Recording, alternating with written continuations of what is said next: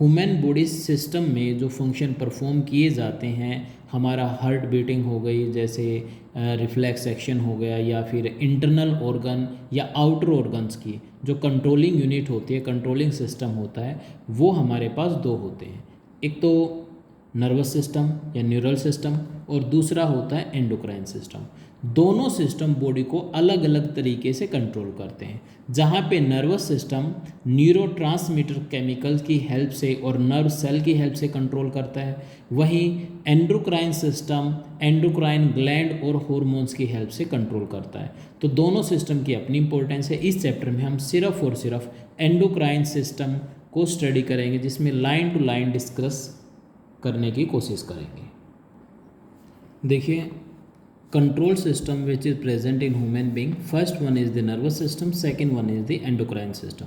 Nervous system को control करती है नर्व सेल, या फिर अपना सिग्नल जो भेजता है नर्वस सिस्टम वो नर्व सेल से भेजता है, जबकि एंडोक्राइन सिस्टम को कंट्रोल करती है एंडोक्राइन ग्लैंड। अब ये भी क्वेश्चन आता है कि एंडोक्राइन ग्लैंड है क्या, वो आगे अभी नेक्स्ट पेज पे डिस्कस करेंगे। अच्छा, इसमें जो कंट्रोल होता है वो पॉइंट टू पॉइंट होता है। पॉइंट टू पॉइंट का मतलब है कि इसमें अगर हमारा जो ब्रेन है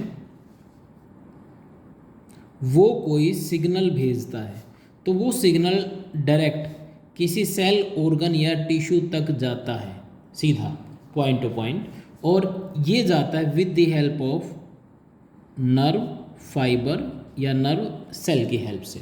तो ये हुआ पॉइंट टू पॉइंट कनेक्शन। जबकि एंडोक्राइन सिस्टम की बात करें तो एंडोक्राइन सिस्टम में जो हार्मोन से ट्रांसफ़र होता है उसमें क्या होता है, कोई भी एंडोक्राइन ग्लैंड अपने सेक्रेशन को रिलीज़ करती है ब्लड के अंदर, अपने सेक्रेशन को ब्लड के अंदर रिलीज़ कर देती है।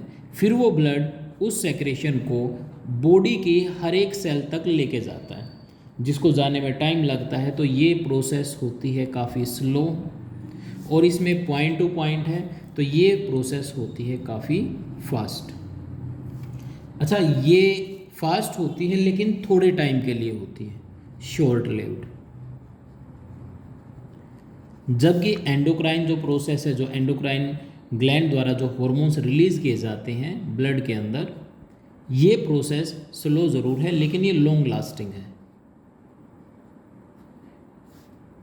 काफ़ी टाइम तक चलती है। इसका जो इफ़ेक्ट है बड़े लंबे टाइम तक फिजियोलॉजिकल सिस्टम पर देखने को मिलता है। अब यहाँ पर जो मैसेज जाता है वो जाता है नर्व इम्पल्स की फॉर्म में, और उसको ट्रांसफ़र करने के लिए जो केमिकल यूज़ किया जाता है वो है न्यूरोट्रांसमीटर।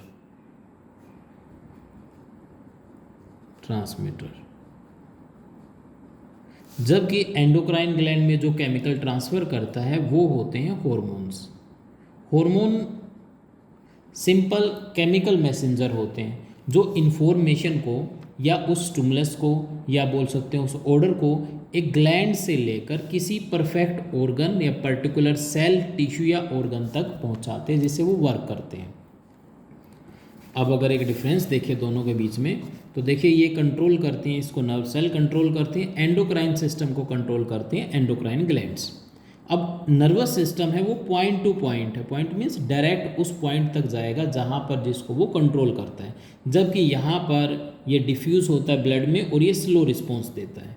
ये काफ़ी इफ़ेक्टिव है, स्पीडी है, मीन्स काफ़ी फास्ट एक्ट करता है, लेकिन थोड़े टाइम के लिए इसका रिस्पॉन्स होता है, जबकि स्लो होता है और लॉन्ग लास्टिक होता है। यहाँ पर जो केमिकल ट्रांसफ़र करता है वो केमिकल है हमारा न्यूरोट्रांसमीटर, ये पिछले चैप्टर में आएगा हमारा जब स्टडी करेंगे, और यहाँ पर जो कंट्रोल करता है वो करते हैं केमिकल हॉर्मोन्स। अब क्वेश्चन सबसे पहले यही आता है यहाँ से, अगर हम इस टॉपिक को स्टडी करते हैं इस चैप्टर में एंडोक्राइन सिस्टम को, तो एंडोक्राइन सिस्टम में जो केमिकल रिलीज़ करती हैं वो ग्लैंड है एंडोक्राइन ग्लैंड। तो पहले तो यह है कि ग्लैंड्स होती क्या है, उसके बाद फिर देखेंगे कि एंडोक्राइन ग्लैंड्स क्या होती हैं। ये जो डिस्क्रिप्शन अभी हमने किया है जो डिटेल में, तो ये सारा इस पैराग्राफ में लिखा है, इसको पढ़ के आप वो डायरेक्टली कनेक्ट कर सकते हो। Next, what are endocrine glands and what are hormones. देखिए, फर्स्ट ऑफ ऑल ग्लैंड्स कोई सेल हो सकती है, कोई टिश्यू या ऑर्गन जो कुछ केमिकल सब्सटेंस को रिलीज करता है, यूजफुल केमिकल सब्सटेंस को रिलीज करता है। और वो केमिकल सब्सटेंस जिसको वो रिलीज करता है वो दो टाइप का हो सकता है। या तो वो केमिकल सब्सटेंस हो सकता है एंजाइम, जो किसी केमिकल रिएक्शन को कंट्रोल करता है, या फिर वो हो सकता है हार्मोन। तो इसका मतलब कि जो ग्लैंड्स है वो किस टाइप का केमिकल सब्सटेंस रिलीज करती है, इसके बेस पे या उसके फंक्शन के बेस पे हम ग्लैंड को दो पार्ट में डिवाइड कर सकते हैं। Means glands are the a cell, tissue और एन ऑर्गन विच सेक्रेट और release certain useful chemical substances required for the particular function and these are the two type. अगर वो एंजाइम रिलीज करती है, वो जो ग्लैंड है अगर वो एंजाइम रिलीज करती है तो हम उस ग्लैंड को नाम देंगे एक्सोक्राइन ग्लैंड, क्योंकि ज़्यादातर एक्सोक्राइन ग्लैंड ही एंजाइम रिलीज करती है। और वो ग्लैंड जो हार्मोन रिलीज करती है वो होती है एंडोक्राइन ग्लैंड। अब एंडोक्राइन ग्लैंड में पहले एक्सोक्राइन देख लेते हैं। एक्सोक्राइन में जो वर्ड है एक्सो मीन्स एग्जिट, बाहर। ये ग्लैंड अपने सेक्रेशन को डायरेक्टली सरफेस पर रिलीज कर देती है। जैसे यहाँ पे अगर इनका मटेरियल या सेक्रेशन बनता है, इस कैविटी में बनता है, तो उस सेक्रेशन को डायरेक्टली उस टारगेट ऑर्गन पर या टारगेट पॉइंट पर रिलीज कर देती है जहाँ पर उसको एक्ट करना है। तो इन ग्लैंड में प्रेजेंट होती है डक्ट, तो इनको डक्टेड ग्लैंड भी नाम देते हैं। Ducted gland that have the duct, और डक्ट मीन्स ए पाइप लाइक स्ट्रक्चर जो यहाँ पर प्रेजेंट है। अब जैसे स्वेट ग्लैंड,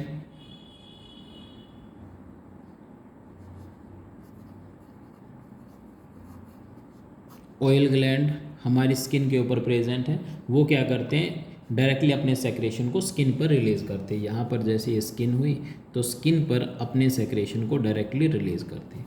जबकि एंडोक्राइन ग्लैंड क्या होती है, ये डक्टलेस ग्लैंड होती है, इनमें कोई डक्ट प्रेजेंट नहीं होती। अब ये अपने सेक्रेशन को कैसे करती हैं, जैसे ये ब्लड फ्लो है, ब्लड वेसल है, और ये हो गई हमारी एंडोक्राइन सेल्स या टिश्यू या ऑर्गन मीन्स एंडोक्राइन ग्लैंड्स। तो ये एंडोक्राइन ग्लैंड्स क्या करेगी, ये अपने सेक्रेशन को डायरेक्टली ब्लड में रिलीज कर देती है। Endo means not the outside on the target, they release their secretion inside the blood vessels. अब जैसे ब्लड में रिलीज करते जहाँ जहाँ पर ब्लड फ्लो करता है, और वी नो दैट जो ब्लड है वो हमारी बॉडी की हर एक सेल तक जाता है, हमारी बॉडी की हर एक सेल तक ब्लड जाता है। तो इसका मतलब ये जो ग्लैंड है एंडोक्राइन ग्लैंड का जो सेक्रेशन है वो हर सेल तक जाता है, और फिर हर एक सेल के ऊपर डिफरेंट रिसेप्टर प्रेजेंट होता है। मान लीजिए हार्मोन रिलीज किया किसी ग्लैंड ने, तो उसी हार्मोन का रिसेप्टर सेल के ऊपर प्रेजेंट होगा, और वो हॉर्मोन्स उस पर्टिकुलर सेल के लिए रिक्वायर्ड होगा। तो ये लास्ट में आएगा, जैसे मैकेनिज्म स्टडी करेंगे तो उसमें आएगा। तो एग्जाम्पल इसमें आ गया स्वेट, तो इसमें ग्लैंड कौन सी हुई, पिट्यूटरी ग्लैंड, और थायराइड ग्लैंड, ये ग्लैंड है जो अपने सेक्रेशन को ब्लड में रिलीज करती हैं। अच्छा, कुछ ग्लैंड ऐसे भी होती हैं जिनमें दोनों की प्रॉपर्टी मिलती है, एंडोक्राइन की भी और एक्सोक्राइन की भी। ऐसी ग्लैंड्स को हम नाम देते हैं heterocrine glands. Heterocrine, hetero means differ, that have the different property, or you can say the glands which have the both type of cells or tissue, दोनों टाइप के सेल्स और टिश्यू रखते हैं, these are called the heterocrine glands। Heterocrine gland जो हमारी body में मिलती है और जो सिलेबस के अकॉर्डिंग है, वो पहली है पेनक्रियाज, 3 ग्लैंड है टोटल, याद रखना पेनक्रियाज। फिर आते हैं गोनेड्स, गोनाड्स में क्या आते हैं, टेस्टिस, मेल में है, ओवरीज फीमेल में है। ये मेल में होते हैं और ये फीमेल में। तो दोनों ऐसे हैं, ये एक्सोक्राइन का भी काम करते हैं और एंडोक्राइन का भी काम करते हैं। अगर बात करते हैं टेस्टिस की तो ये स्पर्म रिलीज भी करते हैं, मीन्स इनका सेक्रेशन अदर देन एंडोक्राइन भी है। और दूसरा ये मेल हार्मोन भी रिलीज करते हैं, मेल हार्मोन एंड्रोजन ये रिलीज करते हैं। जहाँ पे ओवरी की बात करें तो ओवरी एग रिलीज करती है, तो एग रिलीज करते हैं तो they act as a exocrine. उसके साथ साथ ये फीमेल हार्मोन भी रिलीज करती है, फीमेल हार्मोन भी रिलीज करते हैं। और फीमेल हार्मोन जैसे एस्ट्रोजन, ये आएगा इसमें। तो इनमें दोनों की प्रॉपर्टी है, तो ये तीन याद रखना। अब सिलेबस के अकॉर्डिंग पेनक्रियाज है, टेस्टिस और ओवरी आएंगे। अब इसके एग्जाम्पल है, एक्सोक्राइन के एग्जाम्पल है हमारे स्वेट ग्लैंड है, सलाइवरी ग्लैंड है, ऑयल ग्लैंड है। और यहाँ पर जो स्टडी करेंगे वो आएगी हमारी exocrine gland. Total 7 exocrine gland हम स्टडी करेंगे इस 11th क्लास के सिलेबस के अकॉर्डिंग। अब एक डिफरेंस देख लेते हैं दोनों में। देखिए इसके अकॉर्डिंग हम नोट कर सकते हैं इसको। ए सेल, टिश्यू और an organ which release certain useful chemical substances required for the particular function, these are called the glands. अब ग्लैंड्स का जो केमिकल सब्सटेंस है वो दो टाइप का होगा, या तो एंजाइम होगा या हार्मोन होगा। हार्मोन्स को रिलीज करती है एंडोक्राइन और एंजाइम को रिलीज करते हैं exocrine. Exocrine gland they have the ducts और they are called the ducted gland, they have no duct so they are called the ductless gland. तो ये अपने सेक्रेशन को डायरेक्टली रिलीज कर देती है सरफेस पे, ये अपने सेक्रेशन को रिलीज करती है ब्लड में। लिखा है they release their secretion on the body surface और into the cavity of the body. अच्छा ये थोड़ा सा गलत हो गया, ये एग्जाम्पल जो है इधर आएंगे एंडोक्राइन में, और ये जो एग्जाम्पल है दोनों ये आएंगे एक्सोक्राइन में, ऐसे चेंज कर लेना। अच्छा दो वो gland the which have the properties of both or which have the both type of tissue, exocrine as well as endocrine, these are called the heterocrine glands। Testis है, ओवरी है और पेनक्रियाज है। और एंडोक्राइन ग्लैंड्स के structure को study करना, उसके जो हॉर्मोन्स रिलीज होते हैं उनको स्टडी करना, फंक्शन को स्टडी करना, this branch of biology is called the endocrinology. अब यहाँ से हम जो डिस्कशन है हमारा वो चलेगा सिर्फ दो टॉपिक पे, एक्सोक्राइन नहीं करेंगे इसमें करेंगे एंडोक्राइन और हेटेरोक्राइन ग्लैंड्स। तो पहले आता है हार्मोन्स। दोनों की बात करें, दोनों हार्मोन्स रिलीज करते हैं। हार्मोन्स क्या होते हैं? These are the non nutrient. Non nutrient means हमारी बॉडी को इनसे कोई न्यूट्रिशन नहीं मिलता। केमिकल सब्सटेंसेज हैं which act as a intercellular messenger का काम करते हैं। मैसेंजर का कैसे? जैसे बताया था कि ये जो सेल है, ग्लैंड भी कोई सेल या टिश्यू हो सकती है। अब उसने अपना मैसेज ब्लड में भेजा और वो मैसेज किसी दूसरी सेल या टारगेट सेल तक पहुंचा। जो मैसेज गया है वो मैसेज किस फॉर्म में गया है? वो मैसेज गया हार्मोन के फॉर्म में। तो हार्मोन क्या हुए? वो केमिकल मैसेंजर हुए। इंटरसेलुलर मीन्स एक सेल से दूसरी सेल तक जो मैसेज को ले जाने का काम करते हैं, दी इंटरसेलुलर केमिकल मैसेंजर। लेकिन ध्यान रखें कोई भी न्यूट्रिशन नहीं देते बॉडी को, तो नॉन न्यूट्रिएंट हुए और बहुत कम अमाउंट में रिलीज होते हैं। They are produce in very trace amount by the endocrine gland और transported to the target tissue और द सेल्स और the organ with the help of blood. और ब्लड की हेल्प से टारगेट टिश्यू या सेल तक ये पहुंचते हैं। तो ये आपकी जो डेफिनेशन है यहाँ पर एनसीईआरटी में लिखी हुई है, तो यहाँ से आप इसको लिख सकते हैं। लेकिन इसमें थोड़ा सा ऐड कर लीजिए, यहाँ ट्रेस अमाउंट तक आ गया। Release from the endocrine gland and transported by the blood, जो कि ओल्ड डेफिनेशन क्लासिक डेफिनेशन में ये दिया गया है। They are produce by the endocrine and release into the blood और transported to the target organ. तो दोनों को मिक्स करके आप डेफिनेशन बना सकते हो। तो ये हो गया। अब एग्जाम्पल अगर करते हैं हार्मोन का, जैसे ग्रोथ हार्मोन है, ग्रोथ हार्मोन को प्रोड्यूस करती है पिट्यूटरी ग्लैंड, थायरोक्सिन हार्मोन को प्रोड्यूस करती है थायराइड ग्लैंड, और इंसुलिन को प्रोड्यूस करती है पेनक्रियाज। वैसे पेनक्रियाज बता दिया, पेनक्रियाज एग्जाम्पल है, जो हेट्रोक्राइन ग्लैंड का एग्जाम्पल है। ये दोनों एंडोक्राइन एग्जाम्पल के ग्लैंड के एग्जाम्पल है।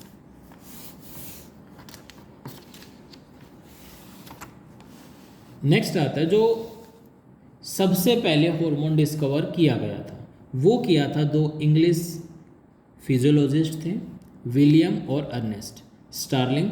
इन्होंने विलियम एम बाइलिस और स्टार्लिंग इन्होंने 1903 यानी कि 1903 में सबसे पहले जो हार्मोन डिस्कवर किया था वो था सेक्रेटिन, जिसको रिलीज करती थी स्मॉल इंटेस्टाइन। और स्मॉल इंटेस्टाइन का भी एक पार्ट है ड्यूडेनम, ड्यूडेनम की mucus membrane, duodenum means small intestine का पार्ट है, तो ये कुछ ऐसे पाइप लाइक स्ट्रक्चर रहेगा।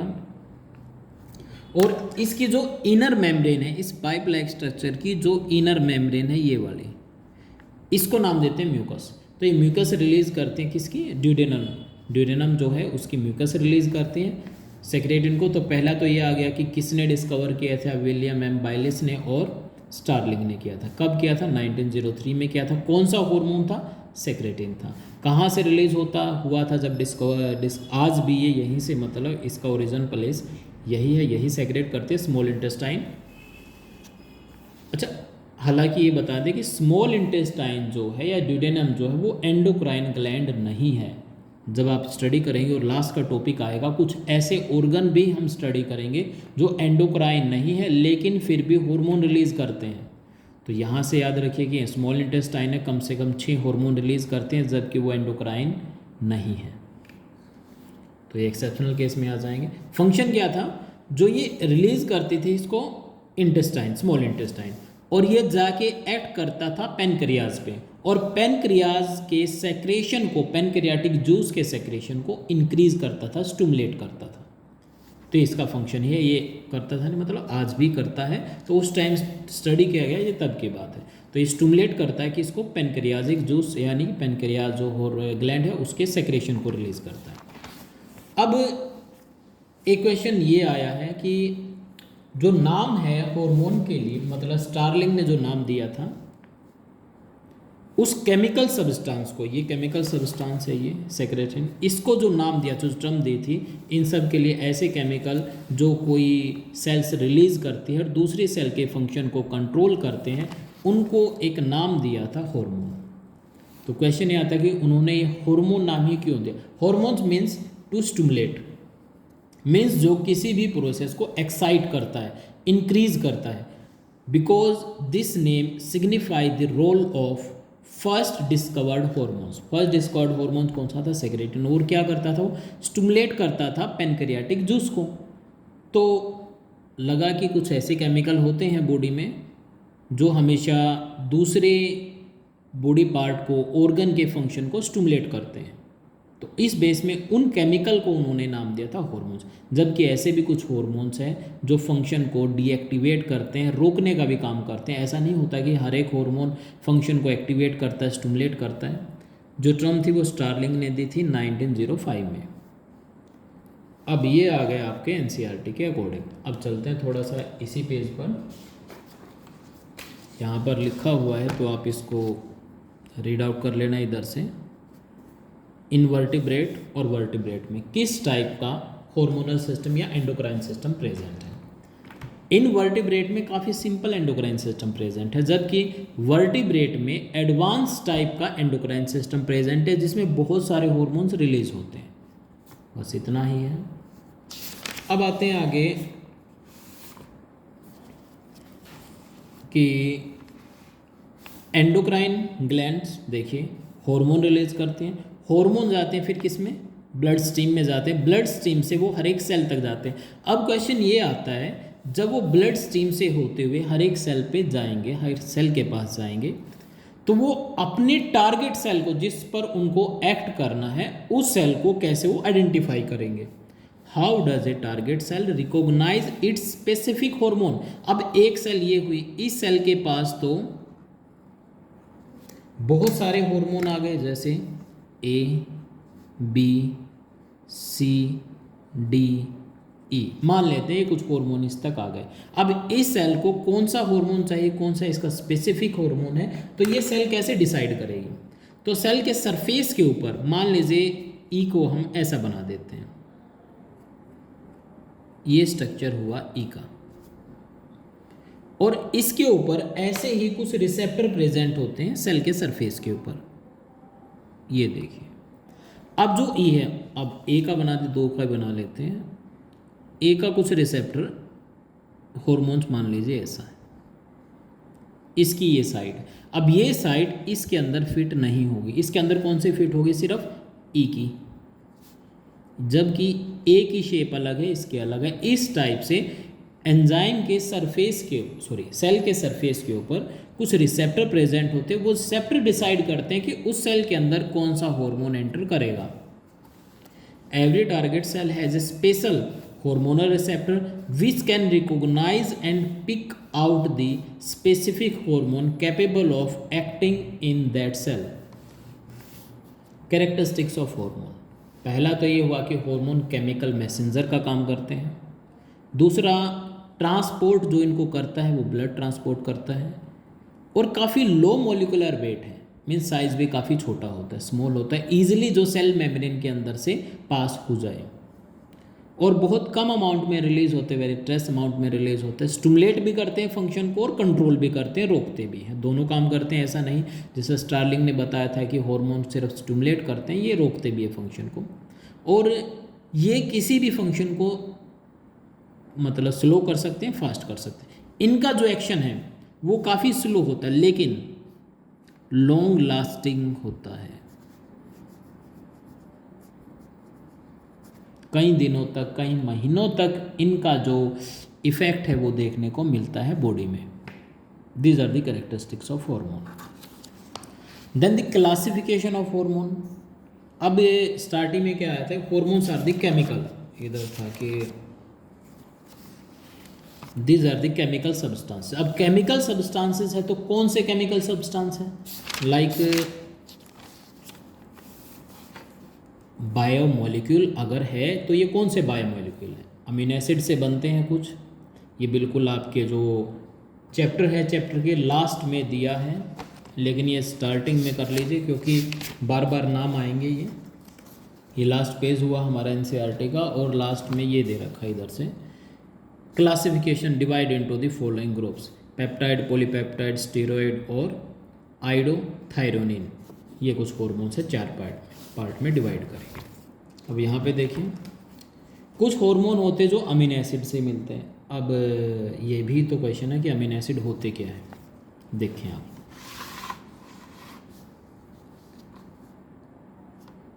प्रोटीन को अगर ब्रेक डाउन करते हैं, 10th क्लास में आया था, प्रोटीन को ब्रेक डाउन करते हैं तो इससे मिलते हैं पॉलीपेप्टाइड।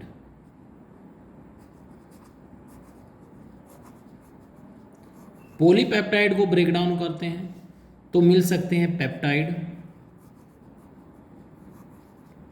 मीन्स डाइपेप्टाइड मिल सकते हैं, ट्राइपेप्टाइड मिल सकते हैं, और जब पेप्टाइड को ब्रेक डाउन करते हैं तो मिलते हैं अमीनो एसिड। और ये याद रखना, टोटल अमीनो एसिड जो प्रोटीन बनाते हैं वो 20 होते हैं, एक्स्ट्रा है। अब ये एक केमिकल नेचर हुआ, मीन्स जो पेप्टाइड है वो दो टाइप के बता दिए कि एक तो जिनमें कम अमीनो एसिड होते हैं, अगर मान लीजिए दो ही अमीनो एसिड है किसी पेप्टाइड में, अमीनो एसिड से पेप्टाइड बनेंगे तो दो ही अमीनो एसिड है तो उसको नाम देंगे डाइपेप्टाइड, 3 है तो उसको नाम देंगे ट्राइपेप्टाइड, 4 है तो टेट्रापेप्टाइड, और ऐसे ही अगर 10, 15, 20, 50 उसके अंदर हो जाते हैं तो वो बन जाता है मीन्स लॉन्ग पेप्टाइड। तो पेप्टाइड को भी आप दो पार्ट में डिवाइड कर लें, एक शॉर्ट पेप्टाइड और दूसरा लॉन्ग पेप्टाइड। अब यहाँ पर देखिए कुछ ऐसे हार्मोन हैं जो सिर्फ और सिर्फ अमीनो एसिड से बन जाते हैं, ये अमीनो एसिड है, इससे बन जाते हैं। इसमें एक अमीनो एसिड है दैट इज टायरोसिन, ये एक अमीनो एसिड है। टायरोसिन क्या बनाता है, ये थायराइड ग्लैंड का जो हार्मोन है वो बनाता है, मीन्स थायराइड ग्लैंड का हार्मोन बनाता है, और इसके साथ साथ और कब बनाता है, जब इसमें आयोडीन ऐड हो जाता है तब ये थायराइड का बनाता है। अदरवाइज ये हमारी जो एड्रनल ग्लैंड है,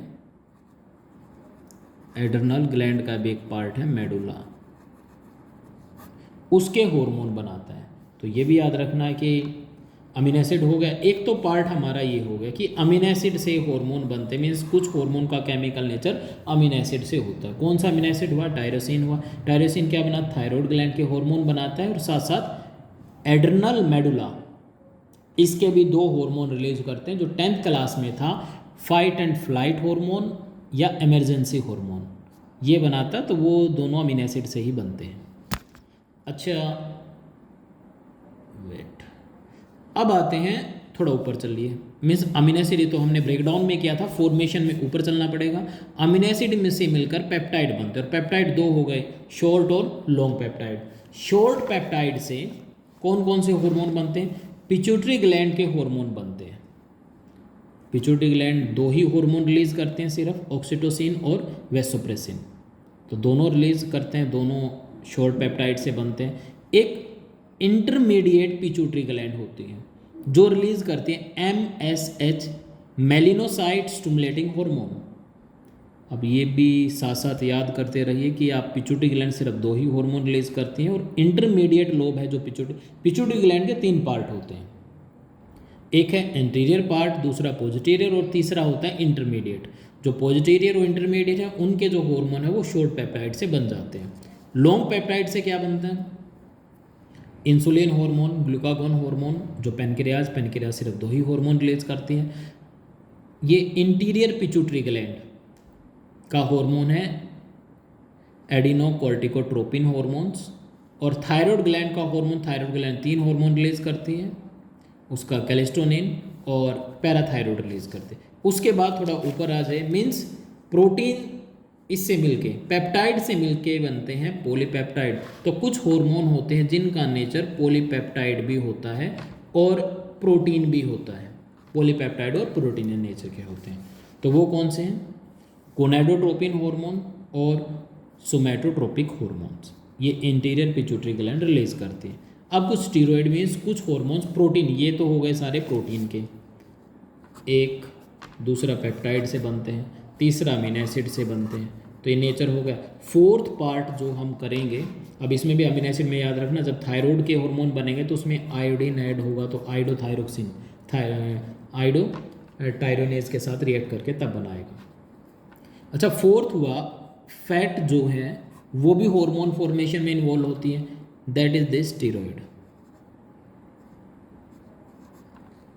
अब स्टीरॉयड में कौन से हैं, जैसे एड्रनल कोर्टेक्स जो ग्लैंड है, एड्रनल ग्लैंड के 2 पार्ट होते हैं, एक मेडुला और दूसरा कोर्टेक्स, उसके हार्मोन, टेस्टिस के हार्मोन, ओवरी के, प्लेसेंटा के, दी सिंथेसाइज फ्रॉम दी स्टीरॉयड, और स्टीरॉयड भी कौन सा, कोलेस्ट्रॉल से ये बनते हैं।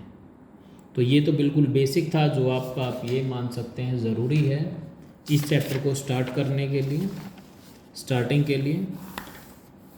फिर शुरू करेंगे नेक्स्ट में ह्यूमन एंडोक्राइन ग्लैंड्स, 10 पार्ट में इसको डिवाइड किया है सिलेबस के according. Hypothalamus, pituitary gland, pineal gland, thyroid gland, parathyroid, pancreas, thymus, adrenal, ovary और टेस्टिस।